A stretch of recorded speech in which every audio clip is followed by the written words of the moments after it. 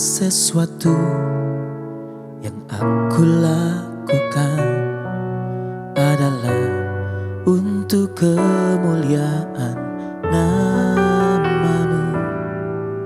Sampai akhir nanti kan selalu ku ingat bahwa semuanya ini bukan tentang diriku.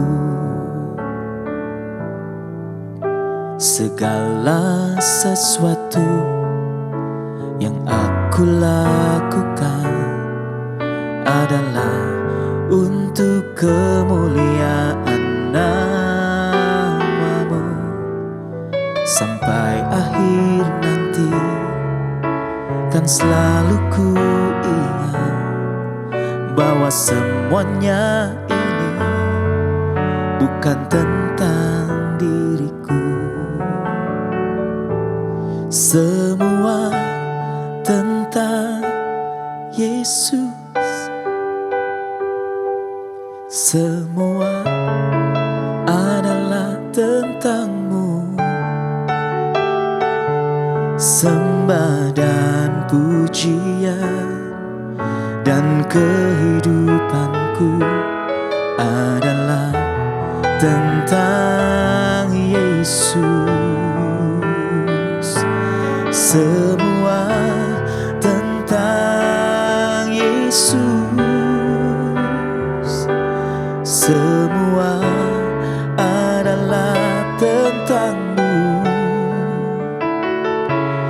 Pencapaian hidupku dan jerih lelahku adalah tentang Yesus.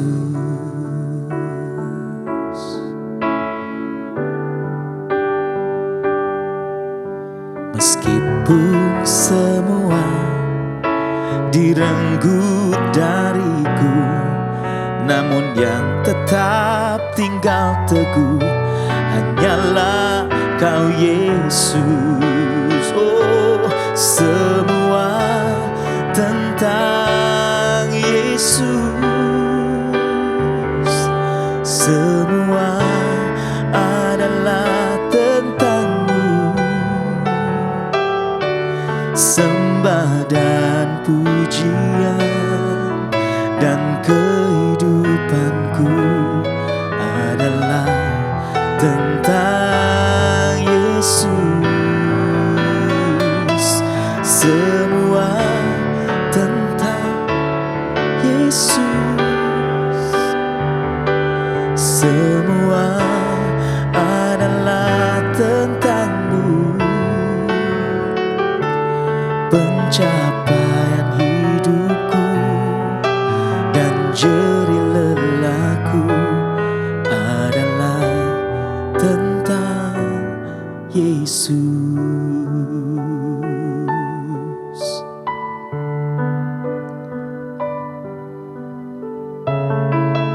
Apapun yang mampu kami buat dalam kehidupan ini, apapun yang mampu kami capai dalam hidup ini, Tuhan, semua karena Tuhan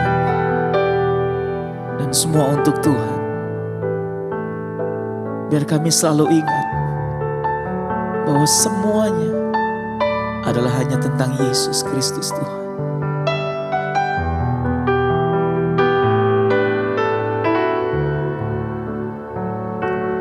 Pencapaian hidupku dan jerih lelahku adalah tentang Yesus. Oh, semua tentang Yesus. Semua adalah tentang-Mu. Pencapaian hidupku dan jerih lelahku adalah tentang Yesus. Pencapaian hidupku dan jerih lelahku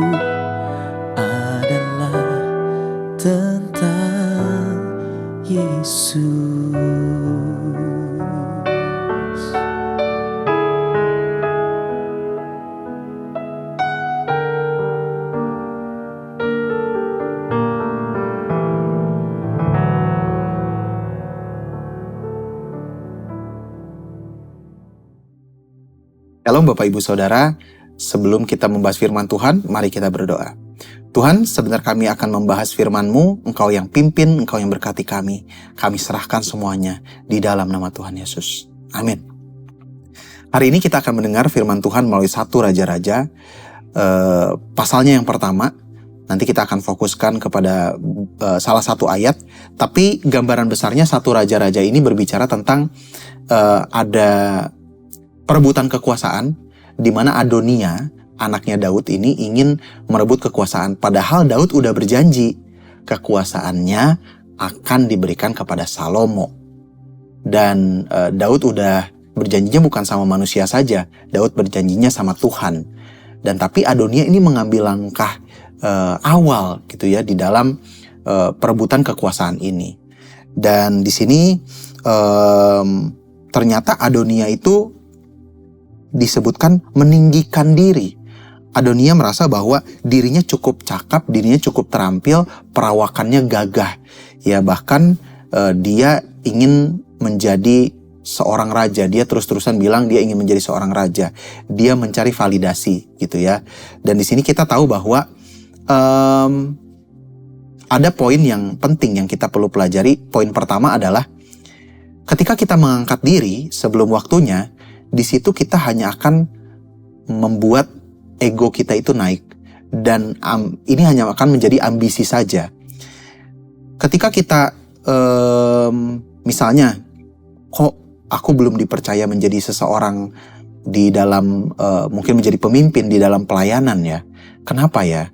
Apakah aku nggak layak atau gimana ya? Akhirnya mungkin ya kita berusaha untuk mencari validasi, menjelek-jelekan pemimpin. Kemudian kita bergosip dan membuat diri kita mendapatkan validasi. Di medsos juga sama. Di pekerjaan juga mungkin kita seperti itu. Di kampus juga mungkin seperti itu.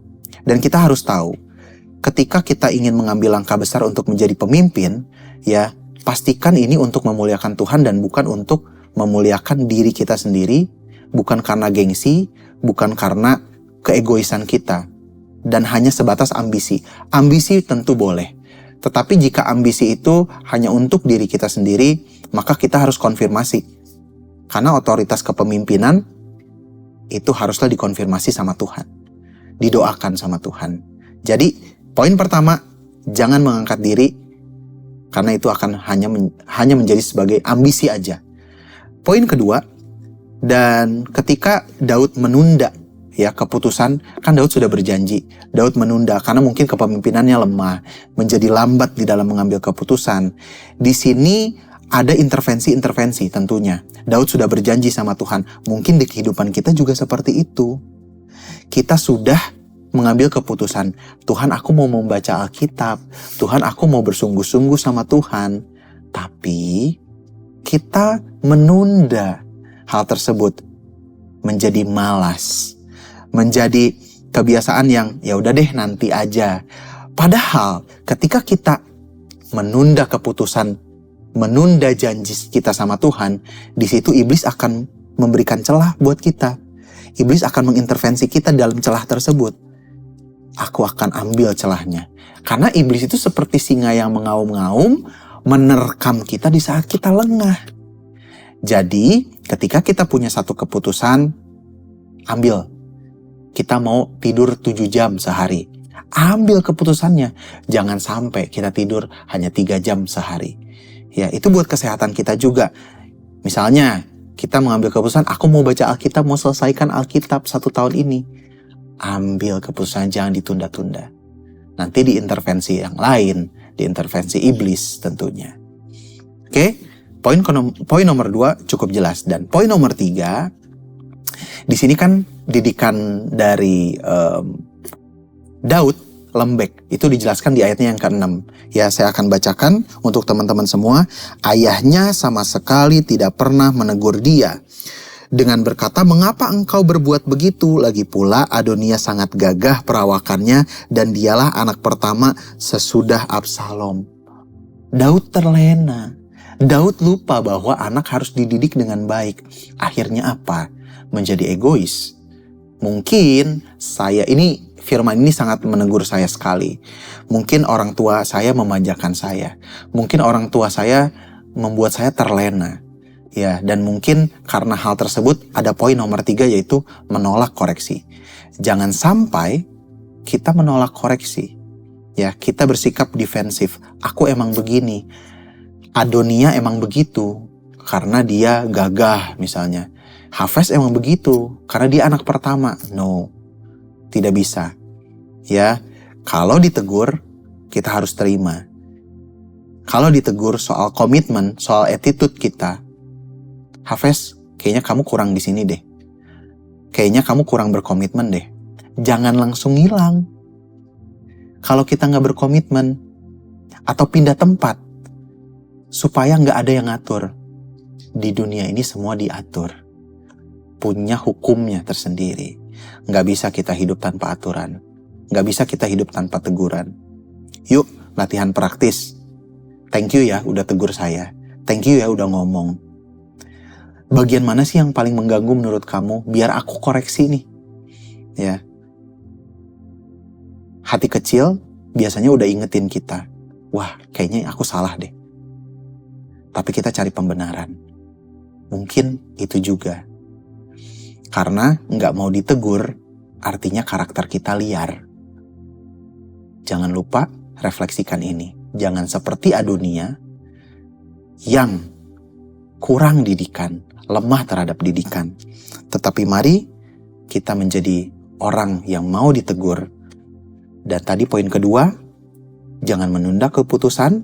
Dan poin pertama, jangan mengangkat diri sebelum waktunya. Mari kita renungkan apakah kita sudah memberikan yang terbaik ya dengan 3 poin ini. Sekali lagi, jangan mengangkat diri, jangan menunda keputusan. Kalau Bapak Ibu teman-teman pengen baca Alkitab full, baca. Berdoa, langsung berdoa. Jangan biarkan iblis mengintervensi melalui gadget, melalui orang-orang di sekitar Bapak Ibu teman-teman semua. Dan poin ketiga, jangan menolak koreksi. Nggak mau ditegur sama dengan karakter yang liar. Mari kita bersatu dalam doa. Tuhan Yesus, terima kasih Engkau telah menegur kami. Firman Tuhan ini begitu tajam. Dan mungkin kami salah satunya, bahkan hamba-Mu ini salah satunya Tuhan. Terima kasih sudah menegur. Dan kami ingin kembali kepada perintah-Mu. Layakan kami di dalam nama Tuhan Yesus. Amin. 1 Raja-Raja 1. Hari tua Daud dan soal penggantinya.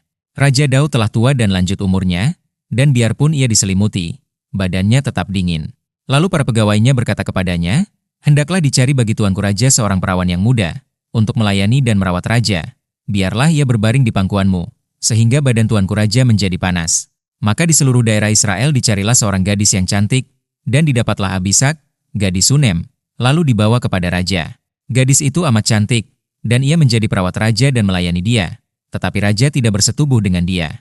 Lalu Adonia, anak Hagit, meninggikan diri dengan berkata, "Aku ini mau menjadi raja." Ia melengkapi dirinya dengan kereta-kereta dan orang-orang berkuda serta 50 orang yang berlari di depannya. Selama hidup Adonia, ayahnya belum pernah menegur dia dengan ucapan, "Mengapa engkau berbuat begitu?" Ia pun sangat elok perawakannya dan dia adalah anak pertama sesudah Absalom. Maka berundinglah ia dengan Yoab, anak Zeruya dan dengan Imam Abiatar dan mereka menjadi pengikut dan pembantu Adonia. Tetapi Imam Zadok dan Benaya bin Yoyada dan Abinatan dan Simei dan Rei dan para pahlawan Daud tidak memihak kepada Adonia. Sesudah itu Adonia mempersembahkan domba, lembu dan ternak gemukan sebagai korban dekat batu Zohelet yang ada di samping En-Rogel, lalu mengundang semua saudaranya, anak-anak raja, dan semua orang Yehuda, pegawai-pegawai raja. Tetapi Nabi Natan dan Benaya dan para pahlawan dan Salomo, adiknya, tidak diundangnya. Lalu berkatalah Natan kepada Batsheba, ibu Salomo, "Tidakkah engkau mendengar bahwa Adonia anak Hagit telah menjadi raja, sedang tuan kita Daud tidak mengetahuinya? Karena itu, baiklah kuberi nasihat kepadamu, supaya engkau dapat menyelamatkan nyawamu dan nyawa anakmu Salomo. Pergilah masuk menghadap Raja Daud dan katakan kepadanya, 'Bukankah tuanku sendiri, ya rajaku, telah bersumpah kepada hambamu ini, anakmu Salomo akan menjadi raja sesudah aku dan dialah yang akan duduk di atas tahtaku? Mengapakah sekarang Adonia menjadi raja? Dan selagi engkau berbicara di sana dengan raja, aku pun akan masuk pula dan menyokong perkataanmu itu.' Jadi masuklah Batsheba menghadap raja ke dalam kamarnya. Waktu itu raja sudah sangat tua dan Abisak, gadis Sunem itu, melayani raja. Lalu Batsheba berlutut dan sujud menyembah kepada raja. Raja bertanya, "Ada yang kau ingini?" Lalu perempuan itu berkata kepadanya, "Tuanku sendiri telah bersumpah demi Tuhan, Allahmu, kepada hambamu ini. Anakmu Salomo akan menjadi raja sesudah aku, dan ia akan duduk di atas tahtaku. Tetapi sekarang, lihatlah, Adonia telah menjadi raja, sedang tuanku raja sendiri tidak mengetahuinya. Ia telah menyembelih banyak lembu, ternak gemukan dan domba, dan telah mengundang semua anak raja dan Imam Abiatar dan Yoab, panglima itu, tetapi hambamu Salomo tidak diundangnya. Dan kepadamulah, ya tuanku raja, tertuju mata seluruh orang Israel, supaya engkau memberitahukan kepada mereka siapa yang akan duduk di atas tahta tuanku raja sesudah tuanku. Nanti aku ini dan anakku Salomo dituduh bersalah segera sesudah tuanku raja mendapat perhentian bersama-sama dengan nenek moyangnya." Selagi Batsheba berbicara dengan raja, datanglah Nabi Natan. Diberitahukan kepada raja, itu ada Nabi Natan. Masuklah ia menghadap raja, lalu sujud menyembah kepada raja dengan mukanya sampai ke tanah. Natan berkata, "Ya tuanku raja, tuanku sendirilah rupa-rupanya yang telah berkata, Adonia akan menjadi raja sesudah aku dan ia akan duduk di atas tahtaku. Sebab pada hari ini ia telah menyembelih banyak lembu, ternak gemukan dan domba. Ia mengundang semua anak raja, para panglima dan Imam Abiatar, dan sesungguhnya mereka sedang makan minum di depannya sambil berseru, 'Hidup Raja Adonia!' Tetapi hambamu ini, dan Imam Zadok dan Benaya bin Yoyada dan hambamu Salomo tidak diundangnya. Jika hal ini terjadi dari pihak tuanku raja, maka engkau tidak memberitahu hamba-hambamu ini, siapa yang akan duduk di atas tahta tuanku raja sesudah tuanku." Salomo diurapi menjadi raja. Lalu Raja Daud menjawab, katanya, "Panggillah Batsheba." Perempuan itu masuk menghadap raja dan berdiri di depannya. Lalu raja bersumpah dan berkata, "Demi Tuhan yang hidup, yang telah membebaskan nyawaku dari segala kesesakan, pada hari ini aku akan melaksanakan apa yang kujanjikan kepadamu demi Tuhan, Allah Israel, dengan sumpah ini, anakmu Salomo akan menjadi raja sesudah aku, dan dialah yang akan duduk di atas tahtaku menggantikan aku." Lalu Batsheba berlutut dengan mukanya sampai ke tanah. Ia sujud menyembah kepada raja dan berkata, "Hidup tuanku Raja Daud untuk selama-lamanya." Lagi kata Raja Daud, "Panggillah Imam Zadok, Nabi Natan dan Benaya bin Yoyada." Mereka masuk menghadap raja, dan raja berkata kepada mereka, "Bawalah para pegawai tuanmu ini, naikkan anakku Salomo ke atas bagal betina kendaraanku sendiri, dan bawa dia ke Gihon. Imam Zadok dan Nabi Natan harus mengurapi dia di sana menjadi raja atas Israel. Kemudian kamu meniup sangkakala dan berseru, 'Hidup Raja Salomo!' Sesudah itu kamu berjalan pulang dengan mengiring dia. Lalu ia akan masuk dan duduk di atas tahtaku. Sebab dialah yang harus naik tahta menggantikan aku, dan dialah yang kutunjuk menjadi raja atas Israel dan Yehuda." Lalu Benaya bin Yoyada menjawab raja, "Amin. Demikianlah kiranya firman Tuhan, Allah tuanku raja. Seperti Tuhan menyertai tuanku raja, demikianlah kiranya ia menyertai Salomo. Semoga ia membuat tahta Salomo lebih agung dari tahta tuanku Raja Daud." Lalu pergilah Imam Zadok, Nabi Natan dan Benaya bin Yoyada, dengan orang Kreti dan orang Pleti. Mereka menaikkan Salomo ke atas bagal betina Raja Daud dan membawanya ke Gihon. Imam Zadok telah membawa tabung tanduk berisi minyak dari dalam kemah, lalu diurapinya Salomo. Kemudian sangkakala ditiup, dan seluruh rakyat berseru, "Hidup Raja Salomo!" Sesudah itu seluruh rakyat berjalan di belakangnya sambil membunyikan suling dan sambil bersukaria ramai-ramai, sampai seakan-akan bumi terbelah oleh suara mereka. Hal itu kedengaran kepada Adonia dan kepada semua undangan yang bersama-sama dengan dia, ketika mereka baru habis makan. Ketika Yoab mendengar bunyi sangkakala itu, ia berkata, "Apakah sebabnya kota begitu ribut?" Selagi ia berbicara, datanglah Yonatan anak Imam Abiatar.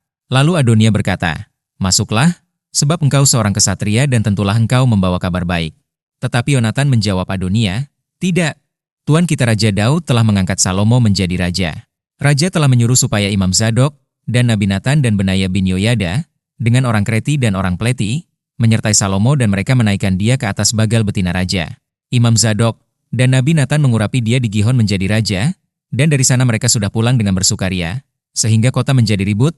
Itulah bunyi yang kamu dengar tadi. Salomo sekarang duduk di atas tahta kerajaan. Juga pegawai-pegawai raja telah datang mengucap selamat kepada Tuan kita Raja Daud, dengan berkata, 'Kiranya Allahmu membuat nama Salomo lebih masyhur daripada namamu dan tahtanya lebih agung daripada tahtamu.' Dan raja pun telah sujud menyembah di atas tempat tidurnya. Dan beginilah katanya, 'Terpujilah Tuhan, Allah Israel, yang pada hari ini telah memberi seorang duduk di atas tahtaku yang aku sendiri masih boleh saksikan.' Maka semua undangan Adonia itu terkejut, lalu bangkit dan masing-masing pergi menurut jalannya. Takutlah Adonia kepada Salomo, sebab itu ia segera pergi memegang tanduk-tanduk mezbah. Lalu diberitahukanlah kepada Salomo. Ternyata Adonia takut kepada Raja Salomo, dan ia telah memegang tanduk-tanduk mezbah, serta berkata, biarlah Raja Salomo lebih dahulu bersumpah mengenai aku, bahwa ia takkan membunuh hambanya ini dengan pedang. Lalu kata Salomo, jika ia berlaku sebagai kesatria, maka sehelai rambut pun dari kepalanya tidak akan jatuh ke bumi. Tetapi jika ternyata ia bermaksud jahat, haruslah ia dibunuh. Dan Raja Salomo menyuruh orang menjemput dia dari mezbah itu. Ketika ia masuk, sujudlah ia menyembah kepada Raja Salomo. Lalu Salomo berkata kepadanya, "Pergilah ke rumahmu."